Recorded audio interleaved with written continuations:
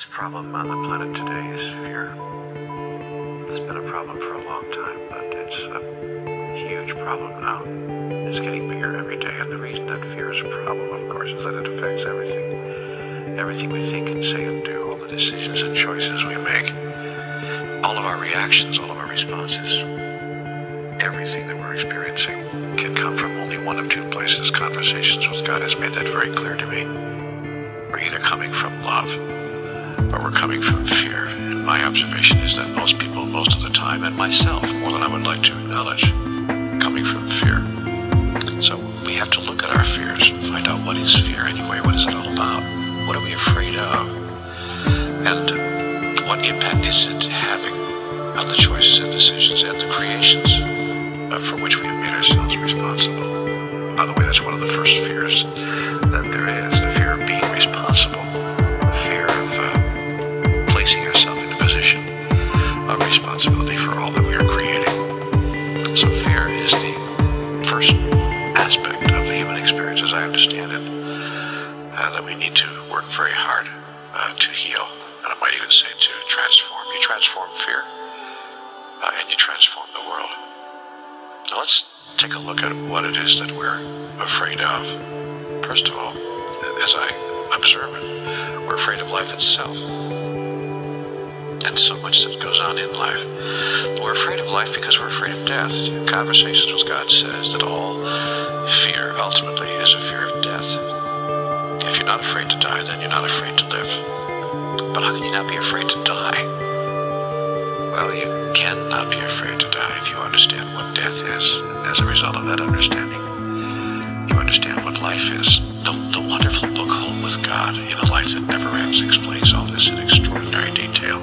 It talks about the moment of our death, the process of death itself, and the reason that we're experiencing life as we are on this planet.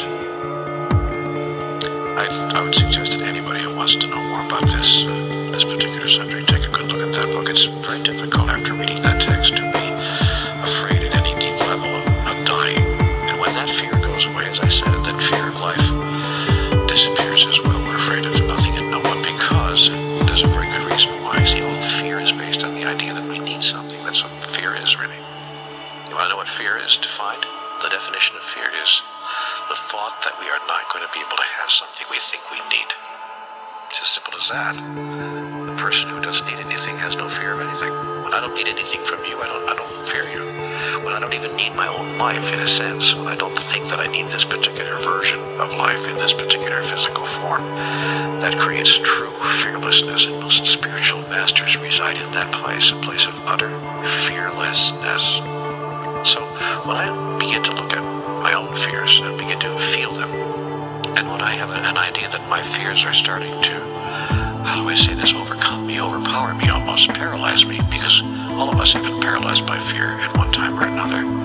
Some of us more often than we'd like to admit. When I get into that place, I take a close look at, what do I think I need? What is it that I think that I need here? Because that's what it is. Fear is need announced. So I look at what am I thinking that I need? And is it possible that I really don't need that? Could I get along without it? What would happen if I didn't have that? What would happen if I didn't receive that? What would happen if what I think I need, I didn't experience or couldn't experience? See, and then there are two ways that fear manifests itself. The idea that I will not get what I need, I'm not going to receive that. Or the idea that I'm going to lose something that I need. I have it now, but I'm going to lose it. And that's most often presenting itself in human experience, as I observe it, in relationships. It presents itself in other ways as well. We have fears around money, fears around power, fears around health, and many other items. But more often than not, almost all the fears that I see people experiencing have to do with relationships of one kind or another, and especially those delicate relationships that we call romantic intertwinings of the human experience. Boy, boy, oh boy. First, I'm afraid that no one's going to love me, and I'm afraid if somebody does, I'm going to lose the love. And how I solve that, when I do, except when I don't, but how I solve that when I do, how I get into a place of what I want to call spiritual health, is when I understand who I truly am, and that I actually don't need the love of another, or any other in order to experience who I truly am, in order to experience serenity, peace, joy, happiness. Every time I think that my joy is obtainable, or that I'm sourced with my joy, that my joy comes from someplace outside of myself, I get into fear. Every time I'm clear that the source of my joy does not exist outside of myself, but is given to me, from me, by me, my fear disappears. And here's the irony of that. I then become much more attractive to people, and what I was afraid of, that people would walk away from me, in fact, doesn't happen. The reverse happens. People are attracted to me because all people are attracted to other people who are firm and strong, not arrogant, but aware, and reside deep inside of themselves, because nobody likes to be needed. Because if I feel that you need me so much, then my next fear will be I can't give you what you need, and that's why I'll lose you, you see. So people who present themselves to the world as serene and peaceful and joyful and innately happy, these are people we see are together, they have it together. These are people who are aware that their happiness, their joy, and their peace comes from within. That's words we hear from every spiritual master. We hear them in all the spiritual books. But that experience is attainable. We can't find it. We can't go there.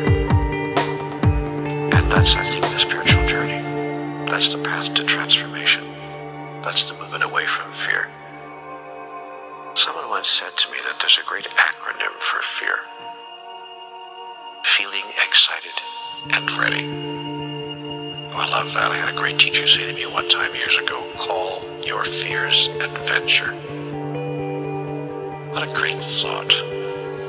So I'd like to maybe leave you with that thought for today. Whatever you're afraid of right now, realize a couple of things. One, it's not real. You're making it all up. Two, if the thing that you're afraid would happen actually did happen, you and I would still be here tomorrow. It really would make no difference at all, unless, of course, you wouldn't be here tomorrow, in which case it absolutely would make no difference at all. Three, if you can call your fears adventure, you'll bring in an energy that will heal the fear, the energy of excitement, the energy of being inspired by life itself. Because life, you see, is a process that informs life about life through the process of life itself. And if you live your life filled with inspiration and excitement, soon there's nothing to be afraid of, and it becomes the great joy it was always intended to be. That's how I see it. That's what my conversations with God told me about fear. I could be wrong, of course, about all of this, but I don't think so.